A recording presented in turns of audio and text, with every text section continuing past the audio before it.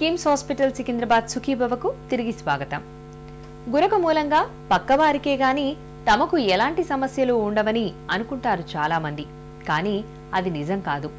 గురక మూలంగా ఊపిరితిత్తులు, గుండె, మెదడు వంటి కీలకమైన అవయవాలకు ప్రాణాధారమైన ఆక్సిజన్ సరిగా అందక రకరకాల సమస్యలు వచ్చి పడతాయి. గురక మూలంగా వచ్చే అనర్థాల గురించి ఇప్పుడు చూద్దాం.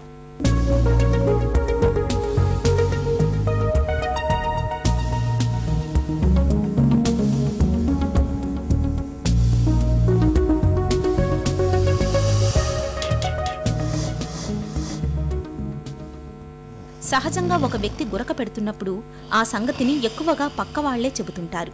అయితే ఒకవేళ మనలో ఈ గురక అలవాటు ఉంటే మనంతకు మనం దానిని గుర్తించడానికి ఏవైనా అవకాశాలున్నాయా? అందుకు కొన్ని మార్గాలున్నాయి. సాధారణంగా గురక అలవాటు ఉన్నవాళ్లలో 7-8 గంటలు నిద్రపోయినా సరే సరిగ్గా నిద్రపోయామన్న భావన ఉండదు. ఉదయం లేచిన తర్వాత బద్ధకంగా ఉంటుంది. ఒక్కోసారి తలనొప్పిగా కూడా ఉంటుంది. ఇక వీళ్లు కనీసం 5 నిమిషాలు ఖాళీ దొరికినా సరే వెంటనే నిద్రలోకి జారుకుంటుంటారు. ఒక్కోసారి టీవీ చూస్తూనే అలా నిద్రపోతుంటారు. సపోజ్ ఈ గురకున్న వాళ్ళకి స్టడీస్ చాలా ఉన్నాయండి. దాంట్లో ఏంటంటే బీపీ ఎక్కువ రావటం, హార్ట్ అటాక్స్ ఎక్కువ రావటం, కార్డియాక్ ఫెయిల్యూర్స్ ఎక్కువ రావటం, స్ట్రోక్ ఎక్కువ రావటం. ఈ బేసిక్గా ఎందుకు జరుగుతాయి అంటే బేసిక్గా మనకి నిద్రలో గురక వచ్చినప్పుడు ఎయిర్వే కూడా నేరో అయితే బ్రెయిన్కి ఆక్సిజన్ తగ్గుతుంది అనమాట. బ్రెయిన్కి ఆక్సిజన్ తగ్గినప్పుడు ఈ హార్ట్ అనేది మోర్ బ్లడ్ని ఎక్కువ పంపు చేయాల్సి వస్తుంది ఆ బ్రెయిన్కి కావాల్సిన ఆక్సిజన్ సప్లై చేయడానికి. ఒక్కోసారి అంత పంపు చేసినా కూడా బ్రెయిన్కి ఆక్సిజన్ తగ్గి మనం నిద్రలో లెగుస్తుంటాం. సో ఇలా హార్ట్ ఎక్కువ ఫంక్షన్ చేయటం వలన కార్డియోమెగలీ అంటే హార్ట్ సైజు పెరుగుతుంది, హార్ట్ ఫెయిల్యూర్, కార్డియాక్ ఫెయిల్యూర్, మన హార్ట్ ఫెయిల్ అవుతుంది. దాంతోపాటు హైపర్ టెన్షన్, ఈ 3 రావడానికి ఎక్కువ ఛాన్సెస్ ఉంటాయి. వీటితో పాటు స్ట్రోక్ అటాక్స్ కూడా వస్తుంటాయండి.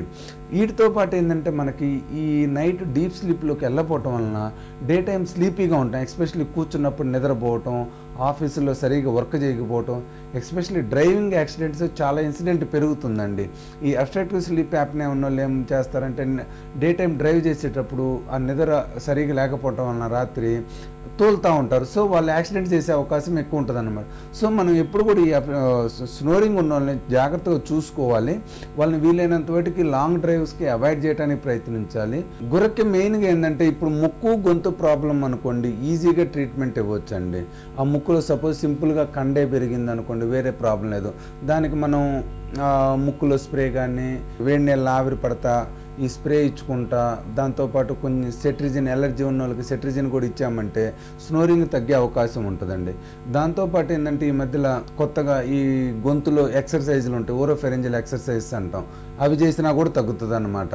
దాంతోపాటు ఒకవేళ టాన్సిల్ అలాంటి ఉబ్బి ఏదైనా ఇన్ఫెక్షన్ ఉన్నట్టయితే దానికి కూడా మనం మందులు ఇచ్చి దాని సైజు తగ్గించినట్టయితే తగ్గుతుంది అన్నమాట. దీంతోపాటు ఒకవేళ మెడ బాగా లావుగా ఉందనుకోండి, మనం పేషెంట్కి వెయిట్ రిడక్షన్ చెప్పి వెయిట్ తగ్గి మెడను కూడా సన్నబడేటట్టు చేసినట్టయితే పేషెంట్ తగ్గుతుంది. గురక పెట్టేవారిని గమనిస్తే వారు మధ్య మధ్యలో దగ్గుతుంటారు, నోటితో శ్వాస పీలుస్తుంటారు. గురకను నిర్లక్ష్యం చేస్తే అది క్రమేణా ముదిరిపోయి గాలి లోపలికి వెళ్లే ప్రక్రియ పూర్తిగా నిలిచిపోతుంది. ఊపిరితిత్తుల్లోకి చేరాల్సిన ప్రాణవాయువు శాతం తగ్గి శరీరంలోని ముఖ్యమైన అవయవాలైన గుండె, మెదడు, కాలేయం వంటి వాటికి తగినంత ఆక్సిజన్ అందదు. దీంతో గుండె ఎక్కువసార్లు కొట్టుకోవడం మొదలు పెడుతుంది. దీనికి తోడు రక్తపోటు, షుగర్ జబ్బులు ఉన్నట్లయితే పరిస్థితులు క్రమేణా ప్రమాదకరంగా మారతాయి. గురకొచ్చినప్పుడు ఫస్ట్ పేషెంట్ని జనరల్ ఎగ్జామినేషన్ చేస్తామండి. వెయిట్ ఎలా ఉంది, మెడ థిక్నెస్ ఎలా ఉంది, మెడ లావుగా ఉందా, సన్నగా ఉందా, షార్ట్గా ఉందా, దాంతోపాటు నేలకు ఎలా ఉంది, నేలకు లావుగా ఉందా, ముక్కును కూడా బయట నుంచి చూస్తాం, ఫేస్ ఎలా ఉంది, ఈ ఫేస్ అంతా ఉబ్బుందా, అలా ఏం లేదనేది ఫస్ట్ ముందు రాంగ్లోనే పేషెంట్ని చూస్తాం. దాని తర్వాత ముక్కును పరీక్ష చేస్తాం. ముక్కులో ఏమన్నా బోన్ వంకర్ ఉందా, కండ ఏమన్నా పెరిగిందా, వేరే గ్రోత్స్, పాలిప్స్, ట్యూమర్స్ అలాంటివి ఏమైనా ఉన్నాయా, కొంతమంది పిల్లల్లోనైతే ఫారిన్ బాడీస్ కూడా ఉంటాయి అన్నమాట. సో మనం జాగ్రత్తగా ఎగ్జామినేషన్ చేయాలి.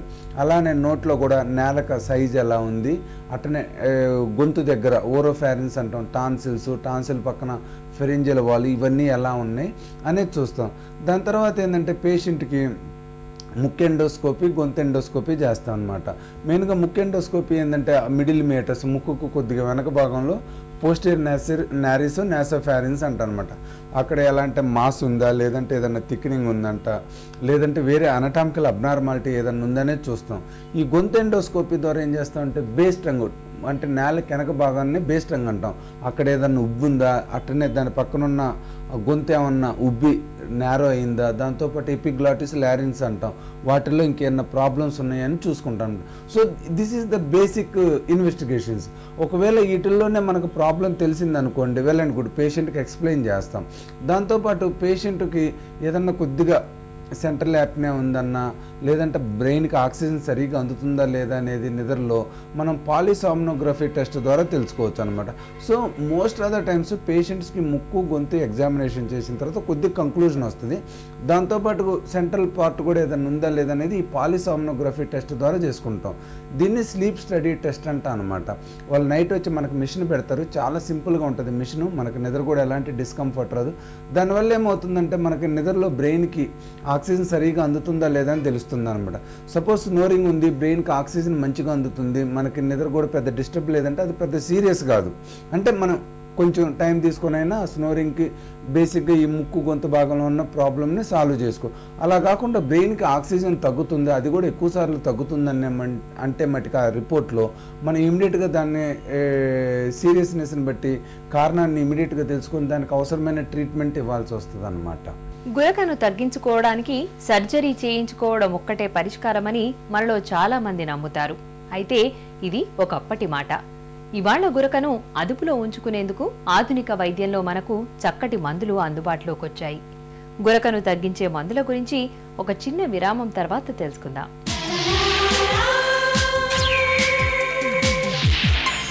సుఖీ